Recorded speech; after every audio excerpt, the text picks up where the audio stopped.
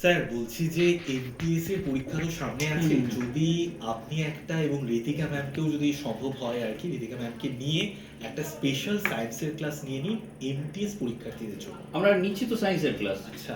14 তারিখ, 14 তারিখ ঠিক দুপুরবেলা 3টের সময় তোমাদের জন্য কিন্তু সায়েন্সের স্পেশাল ক্লাস থাকছে আমার এবং ঋতিকা ম্যামের, যেটার মধ্যে এমটিএস স্পেশাল ফিজিক্স এবং কেমিস্ট্রির পুরো ক্লাস কিন্তু ওখানে করানো হবে, এবং যাতে তোমরা কোয়েশ্চেন কমন পাও, কী ধরনের কোয়েশ্চেন প্রিভিয়াস ইয়ারে এসছে, কীরকম আসতে পারে, সমস্ত কিছু কিন্তু আমরা আলোচনা করবো ওই ক্লাসে।